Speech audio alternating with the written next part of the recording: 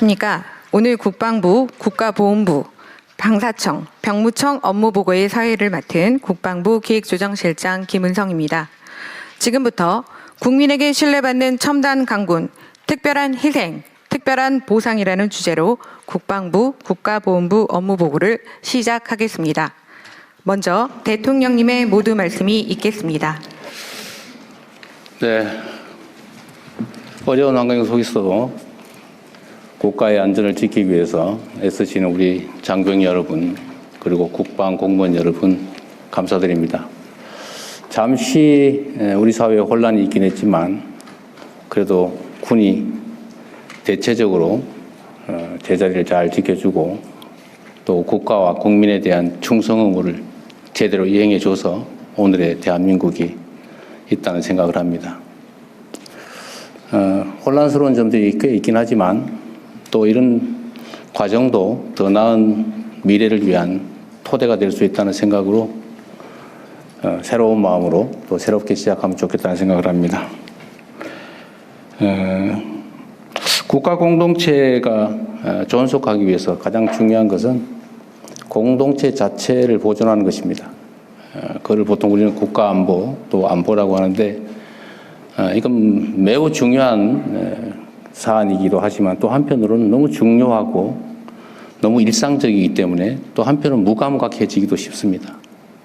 여러분이 하고 있는 일들이 얼마나 중요한가를 다시 한번 되새기면서 국민의 군대로서 대한민국이 전 세계에 정말 강력한 국가로 존속할 수 있도록 본연의 임무를 제대로 다 수행해 주길 기대합니다. 그리고 오늘은 보훈부도 함께 하게 됐는데 그런 생각이 들어요. 대한민국 정부 수립 이래 많은 시간이 지났지만 우리가 과연 공동체를 지키기 위해서 특별한 희생을 치른 우리 구성원들 또는 그 후손들, 가족들에 대해서 상응하는 보상을 하고 있느냐라는 점을 되새겨 보면 실제로 그러지 못하다는 결론에 이르게 됩니다. 모두를 위해서, 공동체 자체를 위해서 희생 헌신한 것에 대해서 우리가 존중하고 예우하고 보상하지 않으면 또 앞으로 우리가 위난에 처했을 때 누가 앞에 나서겠습니까? 그래서 특별한 희생을 치른 우리 구성원들에게 특별한 보상을 함으로써 우리 공동체가 그 구성원들의 그 각별한 희생을 잊지 않았다는 것을 언제나 보여주고 또 증명해야 된다고 생각합니다. 보훈도 매우 중요한 국가 사무라는 점을 생각해서 최선을 다해 주시길 바라고, 또 우리가 이 업무 보고 하다 보면 전 국민이 지켜보고 있다 보니까 스트레스도 꽤 많을 텐데 스트레스 받지 마시고 그냥 있는 대로 편하게 제대로 보고하면 됩니다. 모를 수 있어요. 내가 수없이 강조하지만 모를 수 있습니다. 그거 어떻게 다 알겠어요? 모르는 게 자랑은 아니지만 뭐 그렇게 비난받은 일도 아닙니다. 다만 모르는데 아는 척을 하거나 허위 보고를 하거나 이런 건 정말 위험을 초래할 수 있기 때문에 그건 비난받을 일이죠. 그래서 마음 편하게, 모른다고 비난하지 않을 테니까 편하게 말씀하십시오. 네, 이상입니다. 예, 이어서 부 업무 보고를 진행하겠습니다. 이번 업무 보고는 총 3개의 세션으로 진행될 예정입니다. 첫 번째 세션은 국방부, 병무청, 방사청 업무 보고와 토의로 진행되며 두 번째 세션은 국가보훈부의 업무 보고와 토의로 진행이 됩니다. 세 번째 세션은 국방부의 비공개 업무 보고와 토의로 진행이 되겠습니다. 먼저 안규백 국방부 장관께서 국방부 업무 보고를 하시며 이어서 병무청, 방사청 순으로 업무 보고 드리겠습니다. 네, 국방부 장관 업무 보고 드리겠습니다. 기본 방향입니다. 우리 군은 지난 12.3 불법 비상계엄에 동원되어 국가적 혼란을 야기하고 헌정 질서를 파괴한 데 대해 통렬히 반성합니다. 군이 다시는 불법 비상계엄의 도구로 소모되는 일이 없도록 하겠습니다.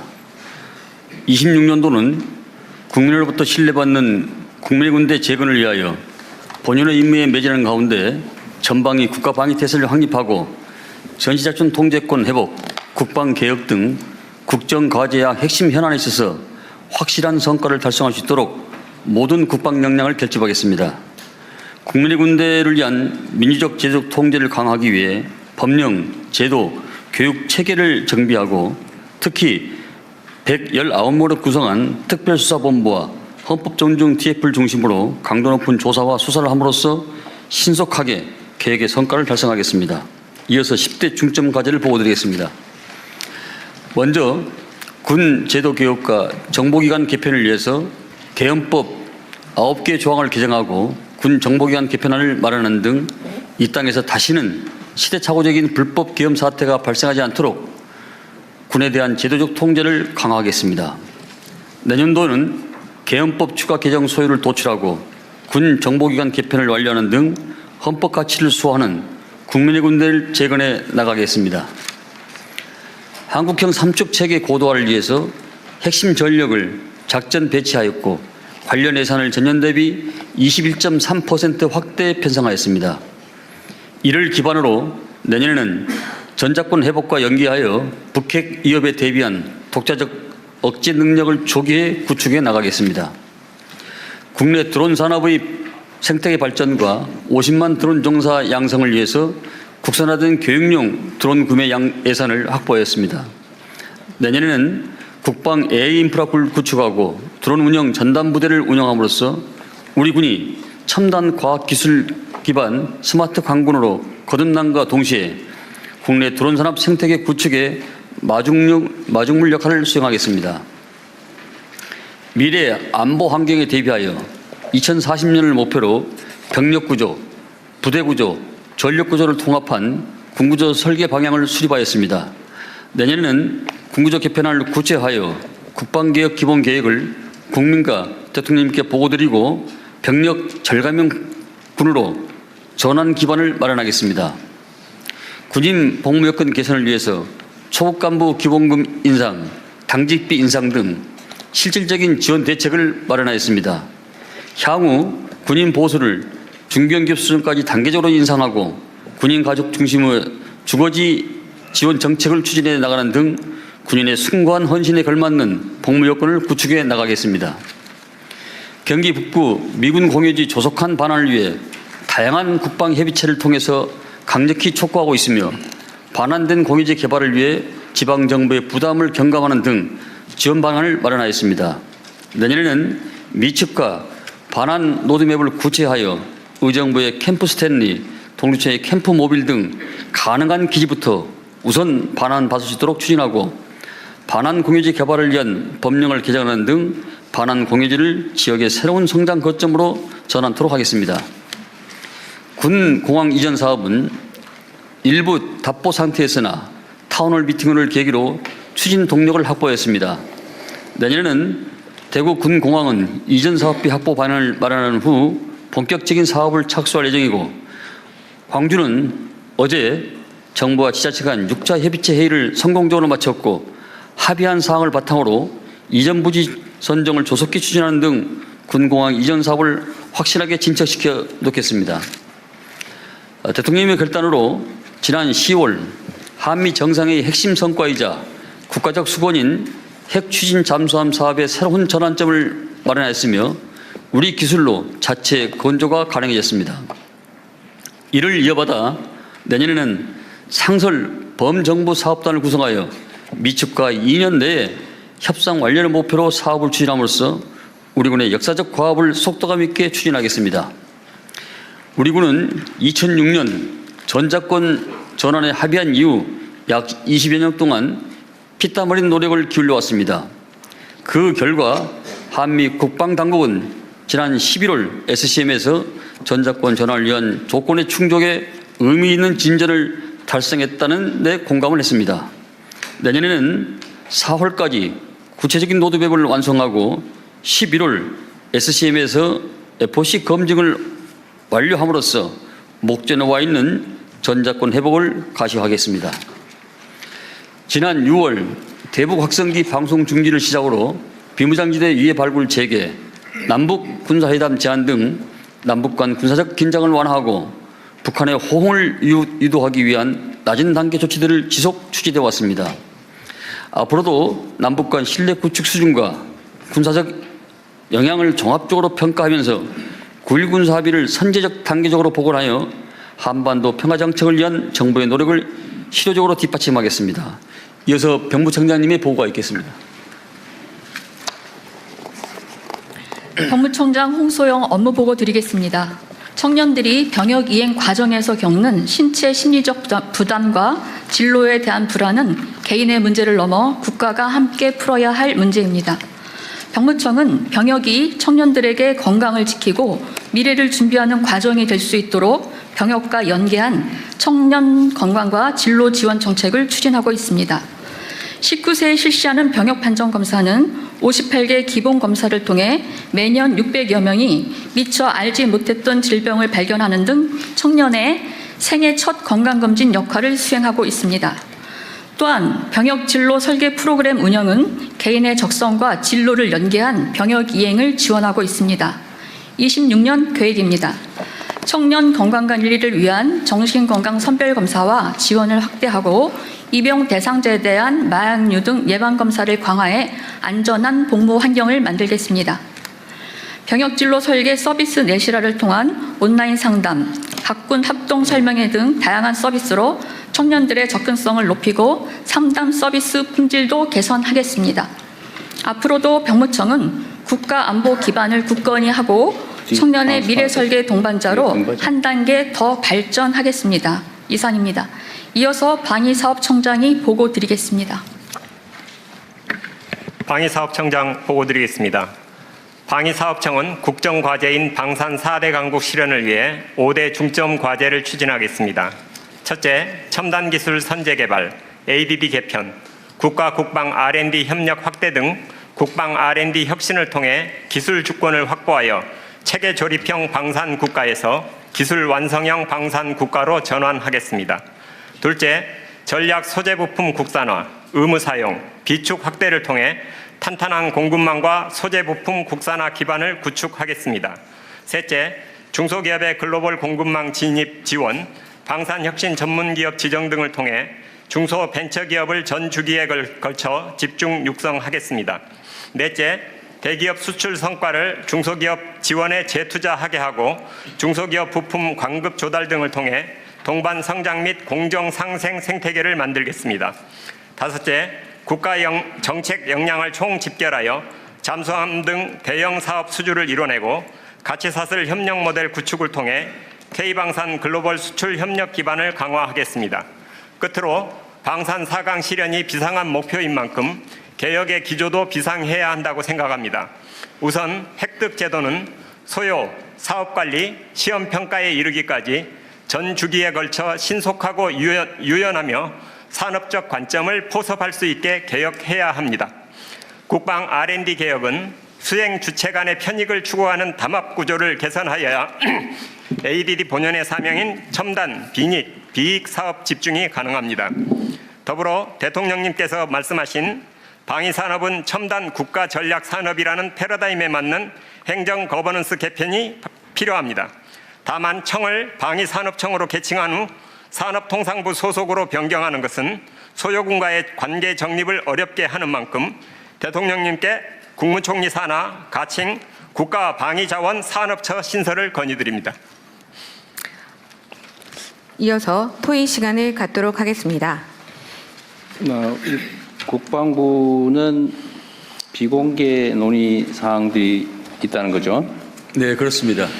그러면은 국가보훈부를 마저 말씀을 듣고 국가보훈부 사안을 먼저 얘기한 다음에 그 다음에 국방부 사안 얘기를 하도록 할까요? 네. 그럼 바로 시작하시죠. 네. 네, 보훈부 장관께서 국가보훈부 업무 계획을 보고 드리겠습니다. 국가보훈부 보고 드리겠습니다. 국가 공동체를 위한 희생과 헌신에는 합당한 보상과 예우가 있어야 된다. 이재명 대통령께서 여러 행사에서 언급하셨던 보훈의 기본입니다. 서두에 대통령께서 말씀하셨듯이 보훈 현장에 나가보면 많은 분들이 미흡하다, 사각지대가 많다 이런 이야기를 합니다. 따라서 2026년 우리 보훈 정책은 두껍게 넓게 하되 사각지대를 없애기 위해서 보훈의 범위를 넓히는데 초점을 두겠습니다. 이 보훈, 국가보훈은 독립 분야, 호국 분야, 민주 분야, 그리고 의료와 외교 분야 5가지로 대별해서 설명을 드리겠습니다. 독립운동하면 3대가 망한다. 마찬가지로 대통령께서 여러 번 언급하셨습니다. 독립유공자법을 개정해서 1, 2, 3대가 아무 보상을 못 받았더라도 최초로 보상을 받는 그대부터 최소 2대까지는 보상을 받을 수 있도록 법을 개정하겠습니다. 여야가 이견이 없기 때문에 내년 초에는 아마 통과될 것 같고, 이렇게 되었을 때는 새로 2,600여 명이 혜택을 보게 됩니다. 예산은 약 590억 원 소요됩니다. 이때 혜택을 보는 분은 4대, 5대에 해당되는 분들이 많습니다. 독립유공자 발굴 포상도 강화하겠습니다. 이제까지는 연 250명, 300명 했는데 내년 600명 정도 발굴하도록 하고, 독립유공자 발굴을 할 때 늘 독립운동은 있지만 뒤에 행적이 불분명하다 해서 소원을 하지 못했습니다. 이런 분들이 1936명이 있습니다. 이분들도 최대한 포상을 하고 나중에 만에 하나 다른 어떤 미비한 행적이 나왔을 때는 취소하는 방향으로 하도록 하겠습니다. 유해봉환 작업도 가장 큰 과제인 남중근 의사 유해봉환 사업은 지난번에 한중 정상회담에서도 말씀하셨고, 얼마 전에 저 중국 주한 대사하고도 이야기를 했습니다. 중국의 협조를 얻어서 최대한 그 위치라도 제대로 추적할 수 있도록 중국의 협조를 얻어서 현지 출장을 가서 파악하도록 하겠습니다. 추정되는 지역은 할빈 그 감옥, 여순 감옥의 왼쪽은 2번이나 발굴해서 실패를 했지만은 오른쪽은 아직 발굴을 하지를 못했습니다. 파기보다는 GPR로 여러 가지 상황을 살펴보고 난 다음에 찾게 되면은 원래 어쩌면은 그 소재를 찾을 수 있겠다, 이렇게 판단을 합니다. 이분 말고도 다른 독립유공자 한 3분 정도는 유해 발굴해서 송환하도록 하겠습니다. 그리고 내년 2022년도는 60만 세 100주년입니다. 그리고 김구 선생 탄생 150주년입니다. 이에 맞는 여러 가지 이 행사, 김구 선생 말씀하셨듯이 문화의 나라를 지향하셨는데 문화강국 비전 선포식, 기업 목표 발행 등 여러 가지 기업 사업을 하도록 하겠습니다. 그리고 김구 선생님 등 여러 순유, 선열이 묻혀 계시는 효창공원을 이제는 국립화할 때가 되지 않았나, 이렇게 생각합니다. 지금은 서울시에서 관리를 하고 있습니다. 그리고 서대문에는 독립의 전당을 짓고, LA에는 안창호 선생이 활동하셨던 거기에 한 90억을 들어서 리모델링 할 계획을 가지고 있습니다. 이것이 저희들이 독립유공자에 대해서 내년도 이 사업이 대강입니다. 그리고 현재 우리 보훈의 가장 큰 영역을 차지하는 호국 분야에 대해서 말씀을 드리겠습니다. 참전 유공자들은 6.25 참전 유공자들은 평균 93세, 현재 계시는 분이 2만 2천여 명 됩니다. 월남 참전자는 79세, 현재 계신 분들이 한 8만여 명이 됩니다.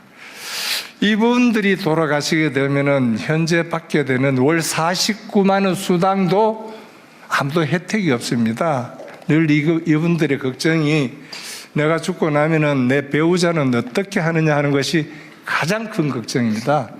이 배우자 혼자 남아 있는 인원이 18만 6천 명입니다. 이분들은 아무런 혜택이 없습니다.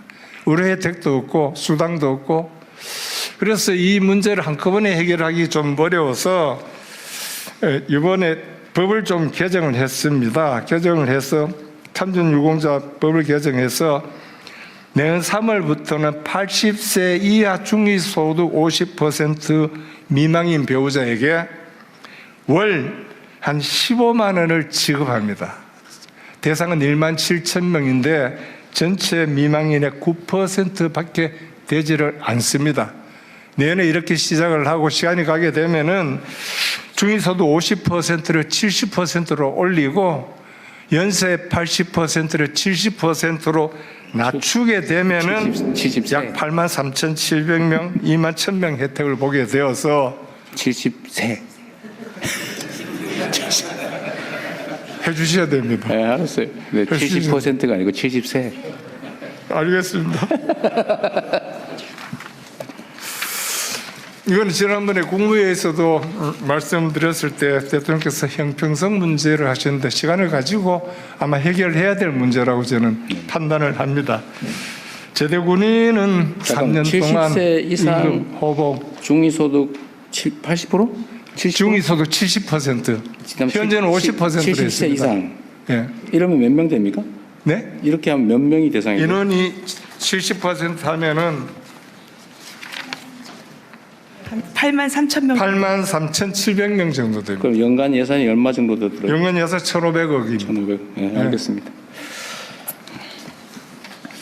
이거는 해주시는 걸로. 좀 이따 얘기해 보죠. 군 경력은 3년은 좀 더 의무적으로 반영하도록 했는데 공공부문은 현재 81%인데 100% 의무적으로 되고요. 민간은 37.7%인데 여단 50%까지는 좀 이를 권장상으로 하면 되지 않겠나 이런 생각을 합니다.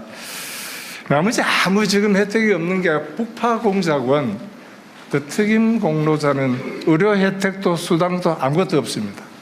이분들은 현재 한 2,600명 되는데 의료 혜택은 줘야 되지 않겠나 하는 게 저의 판단입니다. 그다음 민주유공자에 대해서 말씀드리겠습니다. 지금 87년 헌정체제는 60항정에 의해서 민주유공자들에 의해서 이루어진 겁니다. 그런데 민주유공자법이 없다는 것은 상당히 좀 늦은 일이 아닌가 이렇게 판단을 합니다. 민주유공자법은 2000년 16대 국회에서 이운평 의원이 처음으로 제출하고 난 다음에 지난 정부에서도 대통령 거부권으로 무산됐습니다. 이번에 다시 민주유공자법을 내었는데 여야가 어느 정도 합의가 되어 가다가 국회 파행이 되어서 패트에 태웠습니다. 한 내년 6월 정도 되면은 민주유공자법이 제정이 되고 그렇게 되면은 전태일, 박종철, 이한일 열사가 유공자로 지정이 될 것 같습니다. 여기는 별도로 돈이 소요되지는 않습니다. 민주보상법에 의해서 이미 다 보상을 했기 때문에 별도 비용은 소요되지 않고요. 단지 의료와 요양, 기업, 사업의 혜택을 보게 되면은 연간 한 20억 정도 이래 들어간다고 판단을 됩니다. 그다음에 현재 현장에 나가면 가장 큰 민원 수요가 의료 보훈 의료입니다. 멀다 가보면은 진료가 안 되는 과목이 많다. 이게 굉장히 많습니다. 이걸 해소하기 위해서 이 점은 대통령께서도 여러 군데서 강조를 하셨습니다. 해결을 하기 위해서 해마다 위탁병원 200개 늘려서 2030년 되면은 위탁병원 한 2,000개로 현재는 1,005개입니다. 2,000개로 늘리고 그다음에 보훈병원이 없는 강원도 제주도에는 준보훈병원을 설치하게 되면은 어느 정도까지는 의료에 대한 수요를 충당하지 않겠나 이렇게 판단을 합니다. 보건복지부 장관은 이런 말씀을 드렸습니다. 2030년 넘으면은 유공자 카드만 가면은 모든 병원에 가서 혜택을 받을 수 있도록 좀 그렇게 해 주십시오. 그랬을 때 조금 예산 수요에 대해서 고민을 해보자는 이야기를 했습니다. 가장 좋기는 그 유공자 카드만 가지고 어느 병원에 가도 혜택을 받을 수 있도록 하는 게 제일 좋다 이런 말씀을 드립니다. 마지막으로 보훈외교에 대해서 말씀을 드리겠습니다.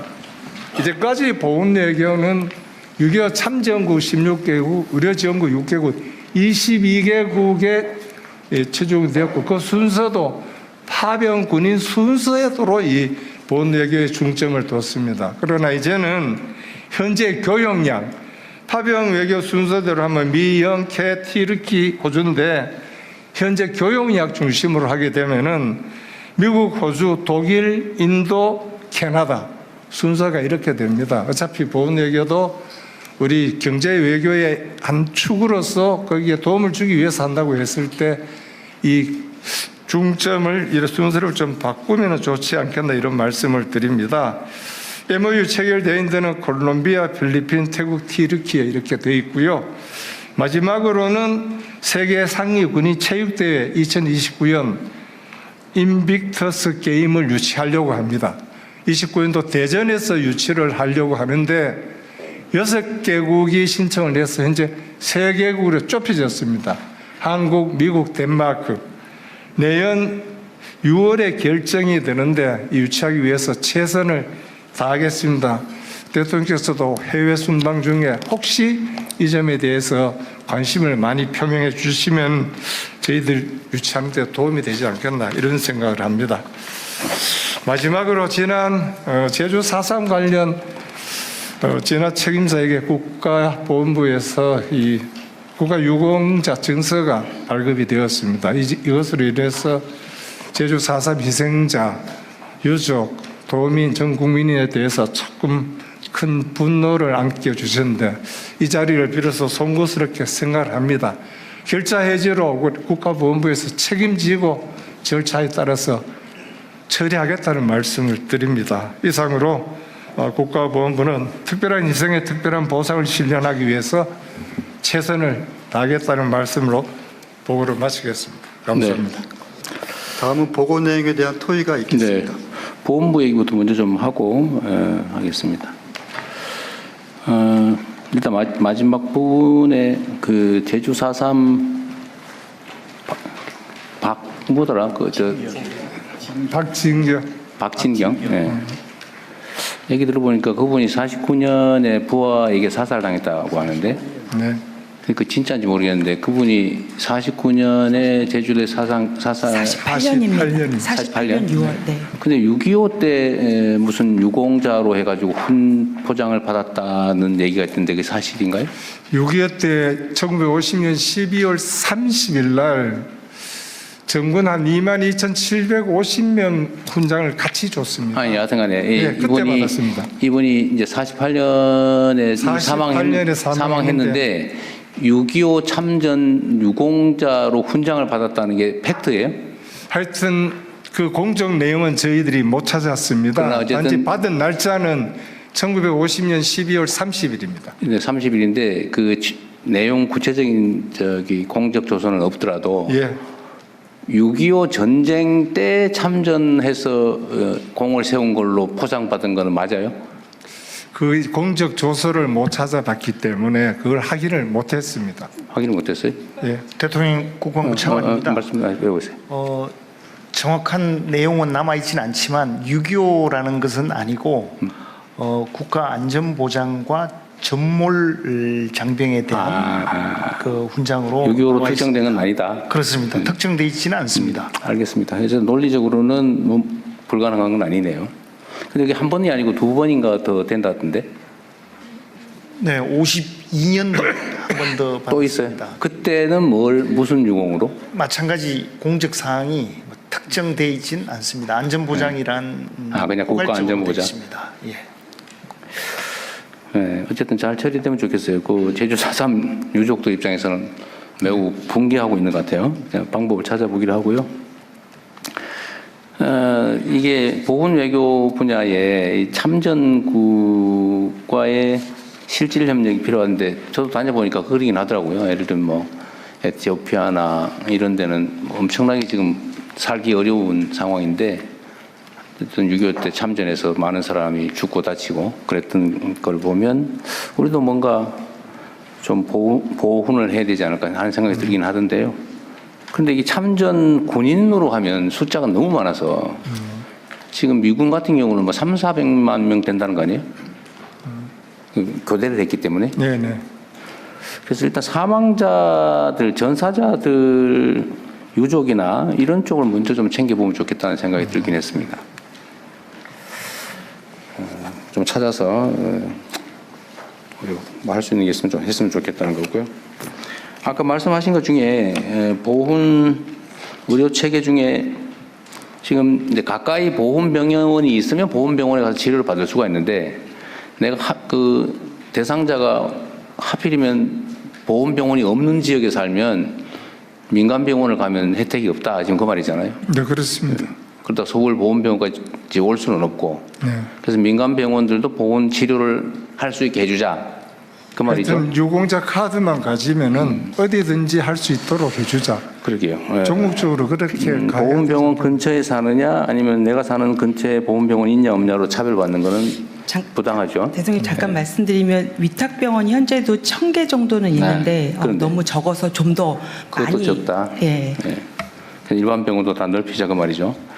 뭐 그것 때문에 예산이 많이 추가로 들거나 그러지는 않겠네요. 어차피 뭐 지정된 병원에 가나 지정 안 된 병원에 가나 똑같은 거 아닙니까? 근데 그 대신에 의료 수요는 조금 더 늘어난다고 이야기를 합니다. 그건 늘어나겠죠. 내용은 똑같습니다. 네. 늘어나는 게 정상이겠죠. 그 다음에 민주유공자법. 요거는 일반적으로 세상에 알려지기로는 이게 이제 정쟁의 대상이 되는 바람에 이거 유공자 지정하면은 소위 민주화 운동하다가 뭐 죽거나 다친 사람들이 엄청난 현금을 받는 것처럼 그렇게 가짜 뉴스가 많이 유포돼 있고 또 그걸 믿으면서 그것 때문에 반대하는 사람이 많은 것 같아요. 네네. 그런데 이게 현금 보상이나 이런 건 없고 네. 한다면 실질 보상이라고 하는 게 의료 요양 지원, 네. 국가 유공자에 준해서 그 정도다. 그거는 연간 예산이 20억 20억 정도밖에 안 정도. 들어갑니다. 어쨌든 우리 국민들께서도 이거를 이제 막 일방적인 엄청난 돈을 퍼주는 것처럼 악의적 선전에 많이 노출됐기 때문에 오해가 있는 것 같은데 그건 아니다. 네. 예. 그건 빨리 해야 되겠네요. 현재 국힘에서도 일단 패턴을 태어났지만은 그렇게 반대를